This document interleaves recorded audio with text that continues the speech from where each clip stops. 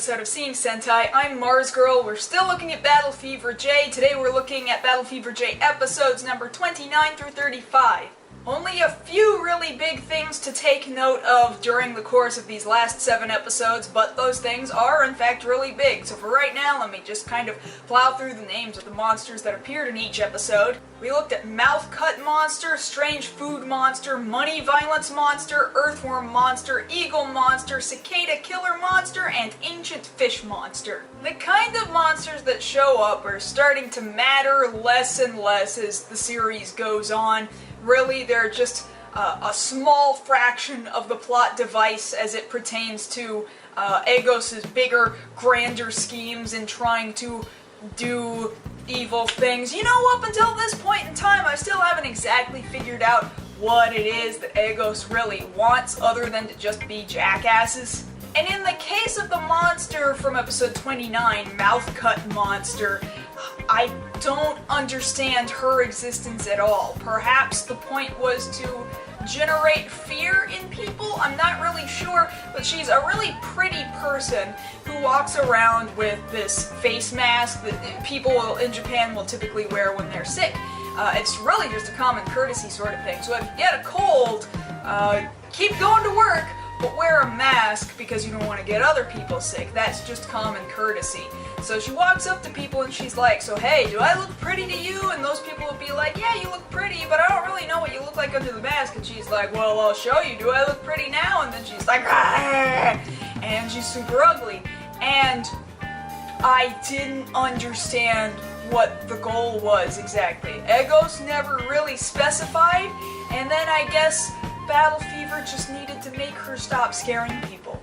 Other than that, what was even the point? I honestly don't even know. What we really want to get up to is episode 33, in which our original Battle Cossack dies. So, you'll remember that the actor who played this Battle Cossack also played the Green Ranger in Go Ranger, so this is his second Ranger, and he dies off. I have heard that he wanted to be away from the show because he wanted to be with his newlywed wife. I don't really know whether or not that's true, that's just a thing that I had heard, because otherwise there really wasn't a need to kill him. If any of the members of Battle Fever were going to be killed off, I wish it was the original Miss America and not him.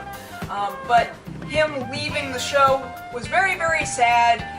There's this little girl who watches her dad die, and then he's trying to make her feel better by doing nice things for her and not being around her after he's fought people because she really doesn't like the idea of death and killing anymore, so he takes her out on a little play date, and he neglects to take his Battle Cossack uniform with him. In fact, he does it on purpose just so that she won't smell death and blood on him and stuff, and so because he doesn't want to have to fight near her. He wants her to feel better.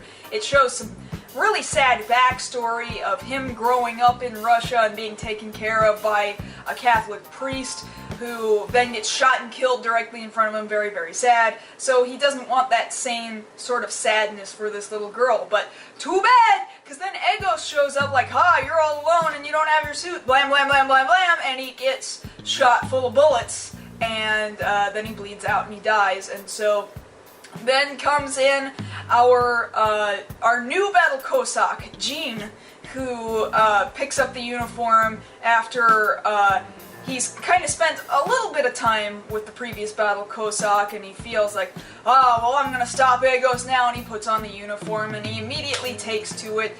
You know, the previous Miss America, you know, she came from the FBI, and then the new Miss America that took over also worked with the FBI and worked with the previous Miss America's father, so there's an American tie there, but there's not really a Russian tie to this new guy, Gene. He's just wearing the uniform, and he dresses like a cowboy, so it kind of doesn't make sense, but so far, like, he's not a bad character. In fact, the following episode, it goes into his backstory, where it shows one of the monsters from Agos had been developing these really horrible illegal weapons and ended up shooting Gene's brother, and the brother passed away, and so now Gene is on this mission for revenge, but he doesn't want any of the rest of the members of Battle Fever to get kind of caught up in his revenge plot, and so he actually leaves Battle Fever the very next episode after he just joined it, and everybody's pissed at him, like, ah, come on, man, like, you just did something really honorable by taking up the work of our previous dude, and here we helped you up until this point in time. And he's like, no, I must do this on my own. But then they come in and they help him out anyway after he gets himself captured, and either way, he seems like a decent enough character. I like him just fine, and the rest of the Battle Fever team finally realizes, oh, you have a horribly sad backstory. Okay, we forgive you. So I guess they're all cool with him now, even though really this new character is very standoffish, very not cold, but kind of hard.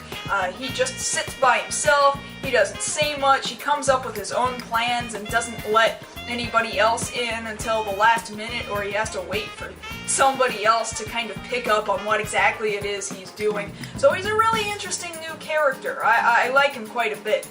And I guess I want to touch just a little bit on this last episode I just watched, episode 35, where actually Egos came up with this, like, ingenious, really super detailed plan that I would imagine would have just about worked in real life, where they get a monster to go and attack a whole bunch of fishing boats, so now no fish are coming into Tokyo, right? And then they create this, like, 100-some-odd car pileup to cut the western part of Japan off from the eastern, so there's no fish and no food coming into Tokyo from the west, although it was kind of dumb of them not to cut off the food supply from the east either, because Chiba, like the neighboring major city of Chiba, you could still, apparently in that episode, just take a train over to Chiba, which takes like 45 minutes, and then come back with like $5 tuna or something like that.